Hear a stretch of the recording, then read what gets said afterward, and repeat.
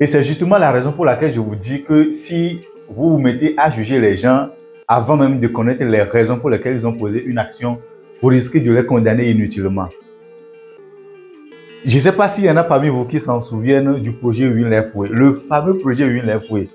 Est-ce qu'il y en a qui se rappellent? Voilà, je vous explique un peu les raisons qui ont amené en fait Win Left Way à son déclin, à son apogée, alors qu'il n'avait même pas commencé. Vous voyez ce document? Ce document m'a été signé le 6 mars 2018. Le 6 mars 2018 par un développeur togolais. Le 6 mars 2018 par un développeur togolais. Donc, par rapport à ce projet, il y a une partie qui devait être développée en ligne et le monsieur avait demandé une somme. Et ce document montre qu'il avait reçu le jour en question la moitié, 50% en fait des fonds qui étaient destinés justement à la réalisation de ce projet-là. Étant donné que c'était un site web, il fallait naturellement en réalité que le site soit opérationnel avant que nous puissions commencer par faire la promotion autour justement de ce projet. Il nous avait promis de nous livrer le site web après 2 mois d'activité. Sauf que 6 mois plus tard, nous étions en train de discuter de pourquoi le site n'avance pas. Et c'était pas vraiment un problème. C'était tout simplement en fait le manque de conscience professionnelle. Le manque de conscience professionnelle. Il y en a en fait qui s'engagent dans des contrats sans pour autant dans le fond prendre vraiment la résolution de faire le travail qu'on leur demande de faire. Ça n'a rien à voir avec le pays. Non. Tous les jours, nous rencontrons des gens qui vous diront que le pays va mal, qu'il n'y a pas de travail, il n'y a pas ceci, il n'y a pas cela. De confier leur fait un petit travail, vous vous rendez compte en réalité, ces personnes ne veulent vraiment pas du travail. Tout ce qu'ils veulent, c'est la précarité de leur situation pour continuer pas se plaindre du fait que rien ne va. Parce que même si vous leur proposez une solution, ils ne vont jamais accepter la solution. Donc 6 mois plus tard, je disais, nous étions toujours en train de discuter en fait par rapport à ce projet. On a fini par faire appel à d'autres développeurs et c'était compliqué parce que, vous savez, la programmation en réalité, bien qu'on puisse avoir le même résultat, il y a différents styles de programmation et différents langages qu'on utilise. Quelqu'un peut utiliser par exemple WordPress, d'accord, le CMS WordPress pour arriver à un résultat par rapport à la création d'un site internet. Quelqu'un peut utiliser par exemple aussi un langage spécialisé tel que PHP ou bien HTML et CSS seulement pour pouvoir en fait créer un site web. Quelqu'un peut utiliser en fait Python, quelqu'un peut utiliser en fait, il y a tellement en fait de langages de programmation et également en fonction de la complexité justement du travail, il faudra également avoir accès à certains types justement de langage pour pouvoir faire le travail. Donc, solliciter un autre développeur sur un projet qui était déjà en train d'être développé, c'est compliqué.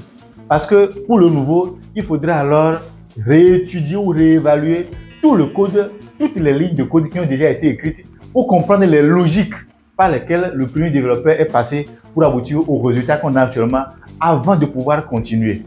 C'est complexe. Donc du coup, nous avons décidé de lancer le projet même si le site n'était pas encore entièrement opérationnel. Je vous dis la vérité. Nous avons décidé de lancer le projet. Et il était convenu que le travail qu'il fallait faire pour finaliser tout le travail devait prendre 3 mois. D'accord, 3 mois. Donc, ça veut dire en réalité qu'un projet qui était censé être fini ou bien un travail qui était censé être fini après 3 mois, après 1 an même, on n'a même pas encore fait 50%. Donc, on a décidé d'un commun accord de lancer le projet. Et pendant que nous, on invitait justement nos clients ou bien les prospects à venir visiter nos locaux, à aller visiter le site, ou même à créer des comptes parce que nous avons eu beaucoup de souscriptions. Les gens allaient s'inscrire en fait sur la plateforme. Et donc, l'idée était qu'après 3 mois, il fallait que tout le travail en rapport avec le site web soit opérationnel. Mais malheureusement, ça n'a pas été fait. Or, le niveau de développement du site web ne pouvait pas supporter la charge, d'accord, d'informations que nous, on allait envoyer sur le site web. Puisque c'était un site sur lequel les gens devaient s'inscrire. Et ils devaient évoluer également dans le système. Donc, il fallait quand même finir l'ensemble du site de manière à ce que quand quelqu'un s'inscrit, durant son parcours, il n'y ait pas de problème. Donc, on a lancé et 3 mois plus tard, comme le site n'est pas venu, à un moment donné, le système a commencé par avoir des défaillances. C'était normal. On le savait. Pourquoi? Parce que On savait quand même qu'il y avait un certain nombre de travail qui devait être fait si nous voulons que le site soit opérationnel du début jusqu'à la fin. Donc, on est arrivé à un moment où les gens étaient déjà inscrits, il y avait de la pression, puisque l'objectif de la plateforme était de permettre à ce que les gens puissent inscrire leur matériel, que ce soit téléphone, tablette, ordinateur, télévision et ces consorts, pour que si jamais un de ces matériels tombe en panne, nos techniciens devaient leur faire les réparations gratuitement. C'était un projet, moi je le sais, c'était un projet vraiment innovant. C'était un projet qui devait permettre à plus d'un de trouver du travail. D'ailleurs, même quand on avait lancé le projet, on avait eu à embaucher au moins 3 personnes à l'époque. Au moins 3 personnes à l'époque. En 2018, on avait embauché au moins 3 personnes. Le local que nous avions pris à l'époque pour les activités nous coûtait 50 000 francs par mois. Plus 3 personnes, 3 techniciens à qui nous payions à l'époque un forfait de 40 000 par mois. Donc, ce qui faisait 40 000 fois 3 pour le salaire, ça fait 120 000, plus justement le local, 50 000, ce qui faisait 160 000 francs que nous payions. Alors que sur le site, en fait, les choses n'étaient pas opérationnelles. Or, c'est justement parce qu'il nous avait promis qu'il allait finaliser justement le site après tel nombre de mois que nous nous sommes dit que mais s'il va finir, il faudrait alors que nous ayons quand même aussi le local prêt avant justement que le site ne soit opérationnel. Mais seulement, rien n'a été fait. Et au jour d'aujourd'hui, le programme a fini par tomber à l'eau. Parce qu'à un moment donné, les partenaires étaient fatigués de nous soutenir financièrement, alors qu'on ne sait pas quand est-ce que le projet va pouvoir devenir rentable. Voilà, donc ça c'est un document que le monsieur a signé. Et aujourd'hui, si je le traduis par exemple en justice, si je prends par exemple une convocation, qu'est-ce que les gens vont dire? Et il n'y a pas que ça. Il n'y a pas que ça. Vous voyez en fait cet autre document-là, c'est un document qui m'a été signé par un certain, je ne vais pas donner quand même son prénom, un certain dans la même période qui avait pris également de l'argent chez moi pour créer en fait un site web. Pour créer un site web. Donc c'est pour un client, ça ce n'était pas un projet personnel, c'était en fait un client béninois qui m'avait fait appel parce qu'ils avaient déjà entendu parler de moi par rapport à ces travaux-là. Et moi j'ai fait part aux développeurs togolais. D'accord? J'ai fait part aux développeurs togolais pour qu'ils me développent le site internet. Donc j'étais en fait l'intermédiaire. Et pour commencer les activités, le Togolais a demandé 200 000 francs. Ok? Donc ça c'est un papier en fait qui montre justement qu'il a pris les 200 000 francs chez moi. Et il a signé. Il a pris les 200 000 francs pour un travail. Il m'a donné 2 mois. Mais moi j'ai dit au client qu'il n'a qu'à nous accorder 3 mois. Donc après 3 mois, il devait avoir de mes nouvelles. 2 mois sont passés. Je n'ai pas eu de nouvelles en fait de mon frère togolais. 3 mois sont passés, 4 mois sont passés. Mon client bénin m'appelle. D'abord, il m'écrit pour demander en fait qu'est-ce qui ne va pas parce que les 3 mois sont passés déjà et puis il n'a pas eu de mes nouvelles. 5 mois sont passés, 6 mois sont passés, 7 mois sont passés. Pendant ce temps-là, moi, j'échangeais toujours quand même avec le client du Bénin. Je cherchais alors à rendre visite à mon grand frère togolais, le développeur. Et je me suis rendu compte que le local qu'il avait indiqué derrière même sur son site web comme étant le siège justement de ses activités. Quand je suis allé, on m'a dit en fait qu'il a déménagé. C'est aussi un autre problème. Il a déménagé. Ok. J'appelle, il ne décroche pas. J'appelle, il ne décroche pas. Et un jour, j'ai décidé de prendre sa photo avec les informations le concernant, ainsi que la mention escroc sur sa photo et publiée sur les réseaux sociaux. J'ai fait même l'affiche. Et je suis allé en fait sur Facebook. Je suis allé sur son profil et j'ai vérifié au niveau de ses amis et je me suis rendu compte qu'on avait un ami en commun. Et cet ami-là, c'est aussi un grand frère que je respecte beaucoup. Donc, je suis allé le voir.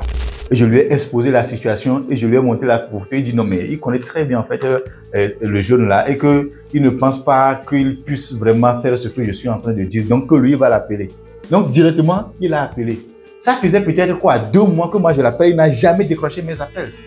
Que ce soit le numéro qui a été indiqué comme le numéro du bureau ou le numéro qui a été indiqué comme le numéro personnel, il ne décroche pas. Je lui laisse des messages, il ne répond pas non plus. Mais quand le grand frère l'a appelé directement, il a décroché. Je ne sais pas si vous voyez, il a décroché. Il lui a expliqué que, bon voilà, il n'est pas à Lomé, et s'il y a un souci, il n'a qu'à le lui exposer. Et il lui a fait comprendre en fait qu'il a avec lui aussi un autre petit frère. Et apparemment, il y a un différent, il y a un problème en fait, entre moi et lui. Et juste après avoir raccroché, je vois maintenant un message de la part du jeune développeur togolais. Et vous savez ce qu'il m'a dit? Pourquoi est-ce que je suis allé parler à cette personne-là d'une situation que j'ai avec lui? Alors que je vous dis que ça faisait déjà 2 mois que je cherchais à rentrer en contact avec lui en vain. 2 mois. Et maintenant qu'il décide de m'écrire, il me reproche d'avoir parlé justement de la situation dans laquelle j'étais avec lui. avec un des grands frères que nous avons en commun et qu'il allait me revenir. Donc, la discussion s'était arrêtée en réalité comme ça. Il allait me revenir. J'ai dit, OK, il n'y a pas de souci. Donc, j'ai laissé mon affaire de publier sur les réseaux sociaux sa photo avec la mention, tu vois, tout ça là. Beaucoup de personnes ne comprennent pas, mais là, notre réputation en ligne, en fait, est très importante. Il y a beaucoup de personnes en réalité qui ne peuvent plus vivre aujourd'hui si jamais leur réputation sur les réseaux sociaux venait à ternir. Parce que déjà, aujourd'hui, la plupart des choses que nous faisons, parfois, c'est grâce aux réseaux sociaux que nous nous faisons connaître. D'accord, c'est grâce aux réseaux sociaux. Donc, ça voudrait dire en réalité que si vous n'avez pas une bonne réputation sur les médias sociaux, ça voudrait dire tout simplement que les gens auront de la difficulté à rentrer en contact avec vous. Parce qu'ils vont également checker ce que disent les réseaux sociaux sur vous avant même au fait de chercher à rentrer en contact physique avec vous. Donc, j'ai laissé cette affaire de publier en fait sur les réseaux sociaux sa photo en rapport avec le fait qu'il, pour moi, c'était de la pire escroquerie. Quand vous prenez en fait de l'argent sur quelqu'un pour faire un travail, alors que dans le fond, vous avez pris la décision de ne pas faire le travail, je ne sais pas s'il faut utiliser un autre nom à part l'escroquerie. Donc, comme il m'a dit qu'il allait me revenir, moi, j'ai dit, OK, il n'y a pas de souci. 9 mois plus tard, le client débarque au Togo, il arrive à Lomé, un samedi, il m'appelle, j'étais à une réunion, il m'appelle et il dit qu'il est à Lomé, il fallait qu'on se voit. Je suis actuellement à une réunion, je vais vous revenir. Donc, le temps de lui revenir, ça fait déjà tard. Donc, on s'est dit que le lendemain, on allait se voir, dimanche. Dimanche après-midi, je l'appelle et puis on se donne rendez-vous à mon bureau.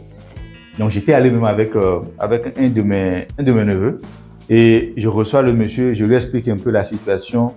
Et avant de commencer le travail, le monsieur m'avait remis 300 000 francs. 300 000 francs. Donc, c'est dans les 300 000 en réalité que moi, j'avais pris les 200 000 pour donner aux développeurs togolais. Donc, les 100 000 restants, je l'avais mis en fait sur mon compte. Et le monsieur dit qu'il n'est pas d'accord avec, voilà, il va prendre son argent.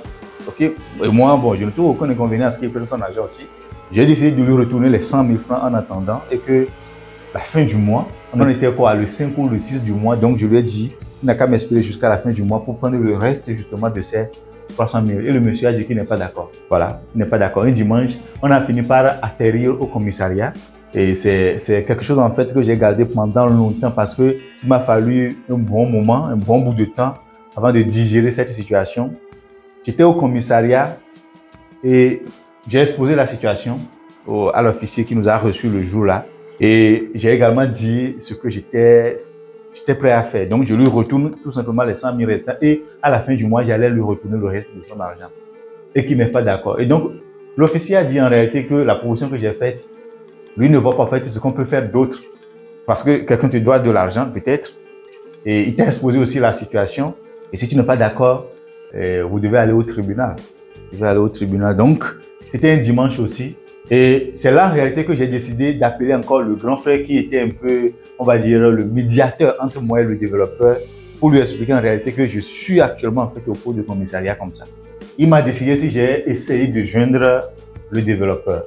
Ce que j'ai fait, donc, juste après avoir raccroché avec lui, j'ai appelé le développeur et je lui ai expliqué que actuellement je suis au poste comme ça. Je suis au poste par rapport à la situation dans laquelle il m'a mis et le client là, le client veut prendre son argent. Et il m'a dit en fait que lui il n'est pas à Lomé. Il n'est pas à Lomé et que bon voilà. S'il revient, il allait me faire signe et il a raccroché. Donc ça faisait déjà des mois qu'il avait déjà dit qu'il n'est pas à Lomé et que dès qu'il sera de retour, il allait me faire signe, mais malheureusement, il ne m'a pas fait signe jusqu'à ce que nous arrivions au commissariat. Donc, je me suis dit en réalité que s'il y avait une certaine humanité au fond de lui, ma situation, la situation dans laquelle il m'avait mis au fait, allait le toucher un peu. C'est-à-dire que s'il y avait une préservation du côté humain qui était en lui, à telle enseigne qu'il pourrait, par exemple, se soucier du sort de ma personne, il allait peut-être avoir une certaine réaction, mais rien n'a été fait. Donc, j'ai dû renégocier avec la personne, payer, ajouter encore 50 000 francs aux 100 000 francs et lui envoyer comme promis le reste de l'argent à la fin du mois. Après, il y avait tellement d'options. J'ai voulu prendre une convocation pour la personne, mais il fallait également trouver la personne, savoir là où il est avant de lui prendre une convocation. Sauf que je ne connaissais aucun endroit où résidait la personne, où il travaillait pour lui apporter tout simplement la convocation. Donc, je vous parle de 2018, 2019. Ok, aujourd'hui, nous sommes en 2024 et je n'ai plus du tout, depuis cette époque-là, je n'ai plus du tout des nouvelles de la personne. Donc, les 200 000 francs, en fait, sont, voilà, Il a bouffé ça et sa conscience ne le dérange pas. Et il est peut-être même quelque part en train de regarder cette vidéo, même il est peut-être en train de regarder la vidéo et il est content d'avoir bouffé en fait auprès d'un de ses petits frères la somme de 200 000 francs pour un projet et il ne l'a pas fait et il est content en fait de bouffer ça. Je vous parle de ça justement parce que ce matin, j'étais au poste de commissariat pour une déclaration et j'ai vu une famille en pleurs. Il y avait un enfant, il y avait une dame et puis il y avait une vieille. Et il semblerait que le monsieur qui avait été arrêté, c'était tout simplement en fait son enfant, sa maman et sa femme qui étaient en train de pleurer. Il a pris de l'argent en fait pour faire un travail, la somme de 1 million, et que ça fait maintenant 5 ans que le client n'a plus de ses nouvelles. Donc il a attrapé au feu rouge et puis il a dit aujourd'hui en fait j'étais eu 5 ans. Toutes les personnes en fait qui vont voir celui qui a mis justement le monsieur au cachot ce matin vont dire en réalité qu'il est méchant. Comment tu peux laisser une vieille, une dame et puis l'enfant par exemple en pleurs ce matin comme ça? Mais seul Dieu sait peut-être les situations dans lesquelles le monsieur en question a mis le client durant ces 5 dernières années où il se cachait. 1 million de francs CFA. Vous savez, ce n'est pas en réalité le fait que quelqu'un doit à une autre personne qui les amène en réalité au commissariat. Le problème n'est pas parfois aussi le montant ou bien la somme qui est en jeu. Le problème beaucoup plus c'est comment nous gérons la situation. Je ne sais pas si vous voyez, vous pouvez devoir 100 000 francs à quelqu'un et il vous prend une convocation et vous amène en justice. Et quelqu'un d'autre peut devoir 1 million à cette même personne et il va lui dire en fait ça ne fait rien. Donc tout est dans la manière dont vous gérez. Donc si déjà dans le fond vous avez une très mauvaise réputation, si tout le monde en fait dit que oh si c'est toi ou non, lui quand il prend en fait de l'argent chez les gens, il ne fait jamais en fait le boulot. Est-ce que c'est en votre faveur? Non, c'est pas en votre faveur. Donc vous devez faire très attention. Et c'est pour cette raison en fait que moi je me dis, personne en réalité ne prend aujourd'hui une décision juste comme ça. On prend les décisions à partir justement en fait d'une suite d'événements qui nous sont arrivés et qui ont fait que petit à petit nous sommes amenés à tirer des conclusions. J'avais la possibilité pour ces 2 jeunes-là, j'avais la possibilité de mettre tous les moyens à ma disposition pour leur prendre une convocation, les traîner en justice et avoir mon argent. J'avais cette possibilité. Mais c'est également dévoreuse d'énergie si vous avez des objectifs dans la vie, si vous avez de la vision dans la vie. D'accord? Et c'est aussi parce que c'était quelque chose en fait que je pouvais laisser sans que cela forcément en fait ne détruise ma vie. Donc si aujourd'hui ils sont peut-être dans leur coin et que de par leur conscience, ils sont tranquilles par rapport à ce qu'ils ont fait, ça les engage. Et c'est aussi l'une des raisons pour lesquelles j'ai décidé de créer la plateforme Edocime.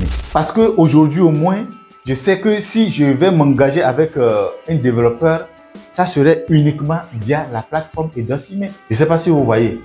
Si quelqu'un, par exemple, a un projet, peut-être de création de site internet, il ferait mieux, s'il ne veut plus vivre ces genres de chemin-là, il ferait mieux de s'inscrire sur la plateforme Edocime et de solliciter un développeur qui est sur la plateforme. Parce qu'en réalité, lorsque vous embauchez un client sur la plateforme Edocime, on l'a déjà dit que vous devez d'abord payer le client, vous devez payer le prestataire avant l'exécution du travail. Mais un détail que beaucoup ne comprennent pas, c'est que ce n'est pas parce que vous avez payé que systématiquement le prestataire peut retirer cet argent-là. Parce qu'on peut tomber dans les chemins où vous payez la personne. Dans mon cas, par exemple, en physique, où j'ai payé la personne et après la personne refuse de travailler. Mais l'autre chemin aussi, c'est que la personne peut exécuter le travail en espérant être payé après, mais que le client, par exemple, refuse de le payer alors qu'il a fait le travail. Il a fini le travail, mais le client est un mauvais payeur, donc il refuse de le payer alors que le travail a été fait. Donc, sur la plateforme Edocime, vous payez d'abord avant l'exécution de la prestation, mais la personne à qui justement vous payez aussi n'a pas la possibilité de récupérer ses fonds tant que le travail n'est pas fini. Donc, vous voyez en fait que les deux côtés sont protégés. D'une part, il y a l'entrepreneur qui embauche et qui paye avant l'exécution du travail. Et de l'autre côté, il y a le prestataire qui exécute le travail et qui n'est payé en réalité qu'après que le travail est fini. Donc, ça veut dire que quand vous payez, l'argent reste sur la plateforme.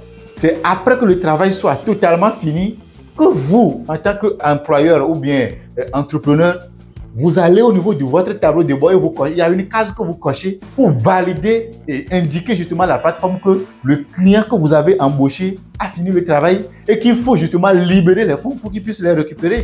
Je ne sais pas si vous voyez. Donc, c'est éviter justement de tomber justement dans plus d'un problème que de passer par Edocimer pour faire exécuter justement les différentes tâches que vous avez.